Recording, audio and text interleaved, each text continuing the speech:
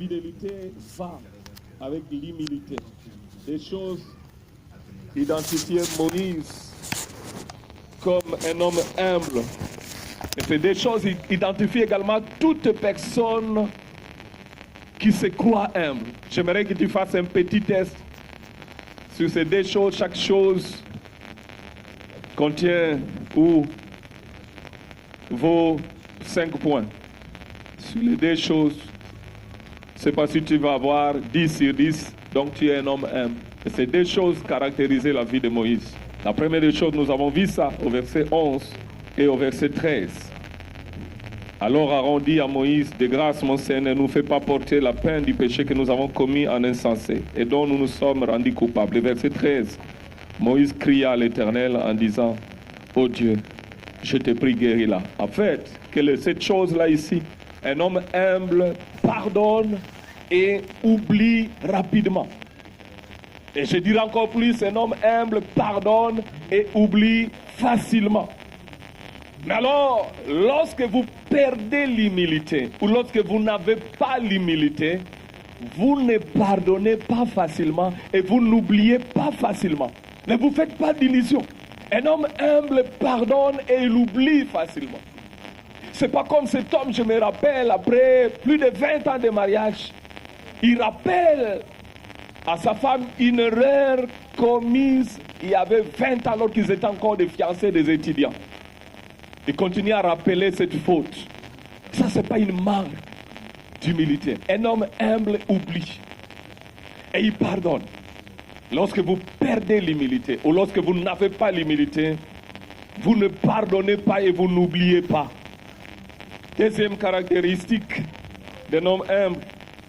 Un homme humble ne répond pas aux critiques, ne répond pas aux attaques.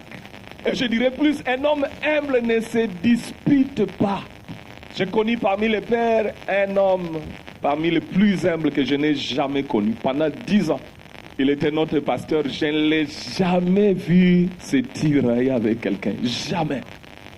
Même s'il reçoit des critiques comme Moïse. Moïse avait des critiques comme ça, à bout portant, je peux dire. Ça, c'est moi qui dis. Mais Moïse n'a jamais réagi.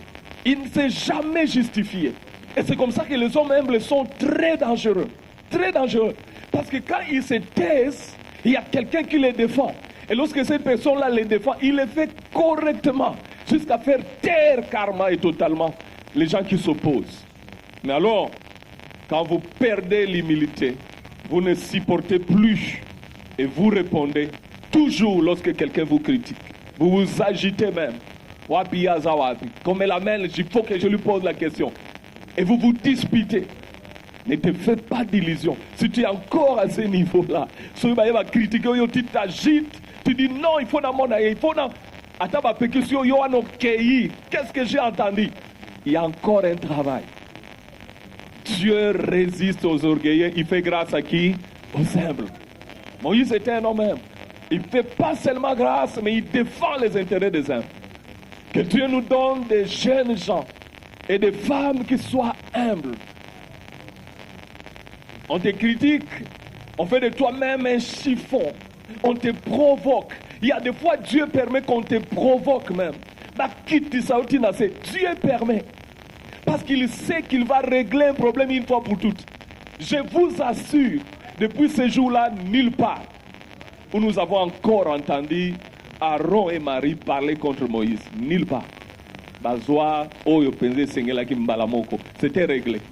Mais si Moïse a tel solo, je ne sais pas, peut-être que ça allait continuer. Mais Dieu règle bien les choses. Lorsque l'humilité commence à nous quitter, on commence à être trop sensible. Alors que la Bible nous dit que votre douceur soit connue de tous les hommes. Que Dieu nous donne des cœurs humbles. Un homme fidèle, c'est un homme humble qui supporte et qui entend. Ce n'est pas qu'il est faible, mais il laisse Dieu agir. Il laisse Dieu agir et Dieu agit correctement. En ce temps où nous allons à la fin de l'année, je prie que Dieu te donne un cœur humble. Un cœur humble. Même quand tu entendras que des choses qu'on a entendues. J'aime la prière de David. Oh Dieu, crée à moi un cœur pur, renouvelle à moi un esprit bien disposé.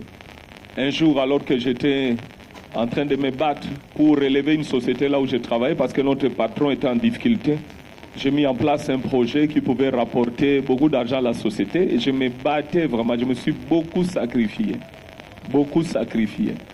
pour cette entreprise, pour remonter cela en tant que directeur. Alors, bon, côté Belé, j'ai engagé plusieurs personnes. Et après un temps, j'apprends des rumeurs dans la société que j'ai volé l'argent, j'ai payé un véhicule que j'ai donné à ma soeur, tout ça. Les gens qui fomentent des histoires, franchement, c'est très compliqué. Surtout Mikolo, c'est très compliqué. Oh, et comme il Panzana partout, et puis c'est arrivé vers moi. Bon, franchement, Dieu m'a fait la grâce de ne pas m'occuper de ça. Mais c'était tellement fort.